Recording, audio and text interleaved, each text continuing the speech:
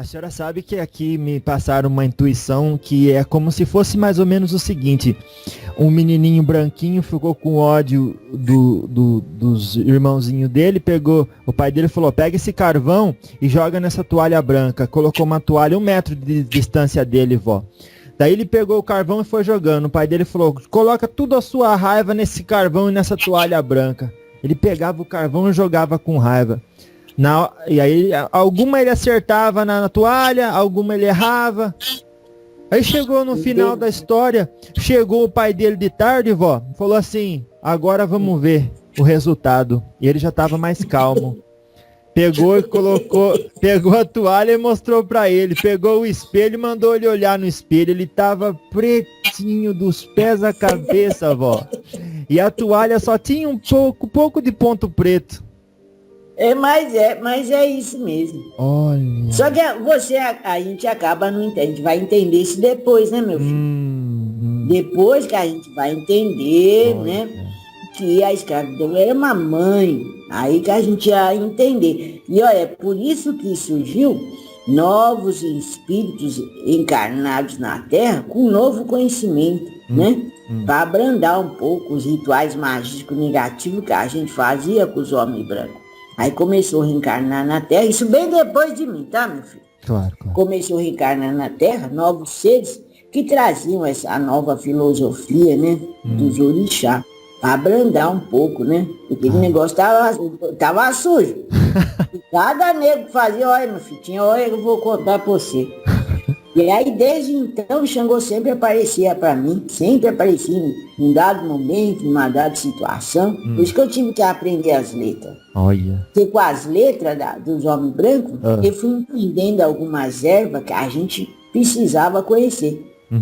Porque na Terra Nova a gente não tinha consciência nem de erva, não tinha nada, né? Porque tudo diferente.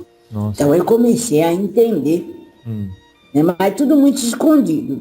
As letras eu tive que aprender tudo escondido. Mas não era perigoso Entendeu? ficar perto do feitor? Meu filho, perigoso era se os outros vissem. Ninguém via. O ruim foi depois que ele foi embora. Quando ele desencarnou. Aí o negócio ficou meio complicado. Mas o velho, o dono da casa grande, ele não era tão ruim. Aí depois ele ficou doente, aí veio o filho dele de uma terra bem distante, aí o filho dele era ruim. O filho dele, meu filho, fazia cada coisa com os negros que eu vou falar. Mas aí depois a gente tem que ter entendimento. Então eu sempre falava, quando a gente se reunia na central, eu falava, ó, meu filho, não sei, vocês têm para onde ir? Não. Vocês sabem o que vocês têm que fazer? Sabemos. Então pronto. Então vamos tirar a revolta. Claro. É, porque não tem jeito. Não adianta querer fazer, ir para lá e para cá, né? Não adianta. Não tem como. O povo fugia, o povo queria passar pelo rio, queria fazer, eu só ficava olhando. Vai, eu não vou, eu não sei nem o que eu vou fazer fora daqui. Porque eu sabia, é isso que é um processo bonito para você entender. Eu sabia o que eu tinha que fazer lá. E não sabia mais o que eu tinha que fazer na minha terra natal. Porque eu já tinha tirado a minha identidade. Claro. Né? Então, é que nem vocês reencarnam na Terra, vocês sabem o que vocês têm que fazer aqui. Vocês já não sabem mais o que aconteceu na outra vida. Vocês já perderam a identidade da outra vida. Realmente. Então, aí vocês têm que fazer o que tem que fazer aqui. Né? Tem que tocar então, o presente. Então, eu pegava e deixava fazer acontecer. O pai José sempre me dando conselho. Faz isso. Olha que legal. E aí agora eu quero saber uma coisa. O pai Xangô, quando ele se mostrava na forma de pessoa humana? Pra mim era como uma pessoa humana. Forte, com aquele martelo certeiro. Teve uma vez, posso contar a história? Conta, vó Conga, conta. Vocês sabem que quando eu, quase para me desencarnar, eu contava as historinhas para os pequenininhos. Olha. Porque aí eu já estava trabalhando dentro da casa grande. E aí já estava fazendo as comidas lá. Já é bem mais velho. Tá certo. E aí já não estava acertando muito bem as comidas. E aí a mulher branca gostava muito de mim e falou, você vai cuidar dos meus filhos. Aí fui eu pros filhos, não ficar, os filhos tudo pequenininho. Para não ficar me atormentando, eu contava historinha para eles. Olha. E contava. Quando eu comecei a repetir essa história, meu filho, já percebi que eu estava para desencarnar, porque eu não estava mais lembrando mais de nada. Então foi bom, foi muito bom meu final lá com a mãe escravidão. Então, deixa eu contar a história para você. Conta, mano. Tinha um nego lá na senzala, ele não era forte, mas ele era muito esperto. Porque na terra onde ele vivia, ele fazia uns trançados com as cordas da árvore. Ele trabalhava fazendo lá onde ele vivia. Uns trançados com as cordas da árvore. Aí ele teve uma ideia, deixa eu ver se eu me lembro o nome dele. Eu não me lembro o nome dele, não. É tanto nego. Mas, enfim, aí o que ele teve a ideia? Que ele começou, ele saiu do trabalho do canaviário e ele começou a montar umas máquinas de madeira para fazer como é que vocês falam? Moer as canas. Ele fazia umas máquinas grandes de madeira, então ele tinha acesso a essas madeiras. Então o que ele começou a fazer? Ele começou a esconder, a levar as madeiras para o meio do mato. E isso, todo mundo, os negros, já sabia que ele estava fazendo isso. Então demorou muito tempo, ele foi escondendo. E nós rezando para que nada acontecesse com ele, porque ele era muito magrinho. Aí passou um bom tempo, meu filho. Aí ele fez uma reunião com a gente, tudo à noite, e falou, olha, eu vou conseguir atravessar o rio.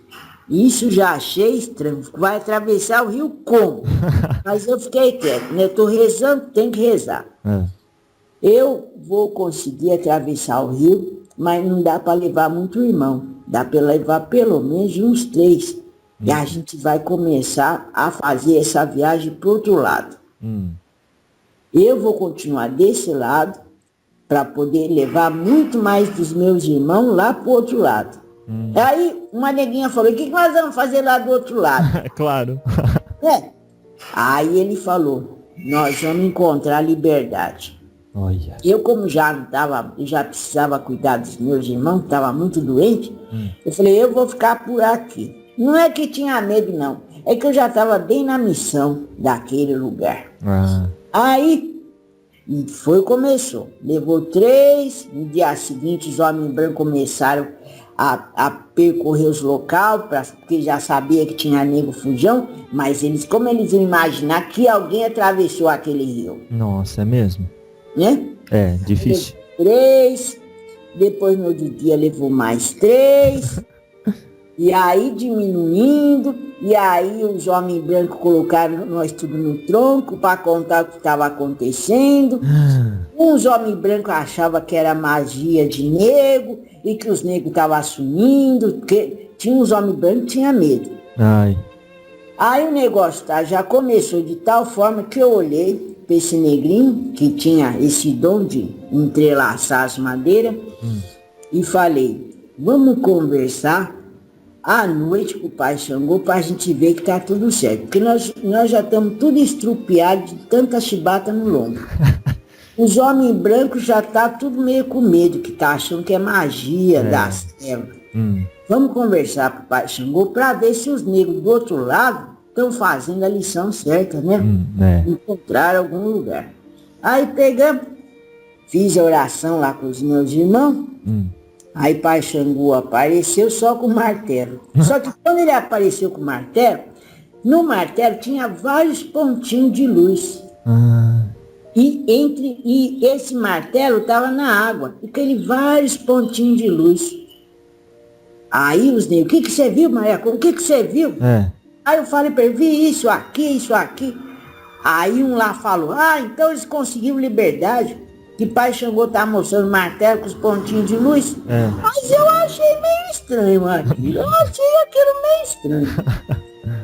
Aí passou uns dias, o negro magrinho deu uma parada, porque os homens brancos já estavam tudo meio que, né? Aí quando anoiteceu, eu fiz lá o que eu tinha que fazer com o feitor. e fui lá perto do rio. Quando eu olhei perto do rio, eu ouvi conga. Eu não acreditei. Ixi. Todos os negros, meu filho, que subiram em cima da madeira, atravessaram o rio, estava do outro lado do rio, não saíram de lá. Medo de dar os passos para a liberdade. Ficaram com medo. Tudo lá do outro lado. Só que você olhava assim, estava uma noite bonita, aí você olhava, você só via aqueles olhinhos tudo brilhando do outro lado do rio. Falei, vai dar certo, nós vamos ter que pegar eles de volta. Ué. Aí novamente eu fui lá, fiquei com o feitor para ele não ver toda a travessia dos negros de volta. À noite, para senzala. E sabe o que eles disseram, meu filho? Que? Nós não tinha para onde ir. Porque depois, do outro lado do rio, a mata é mais fechada. Então a gente não sabia para onde ir. Aí eu falei, viu, meu filho? O que Pai Xangô está mostrando, o martelo na água significa, existe o limite até aqui. Os pontinhos de luz que eu vi eram os olhinhos de cada negro. Olha. Então estava mostrando, não tem mais que fugir. Não tem mais que procurar. Não tem mais que fazer o que vocês estão fazendo.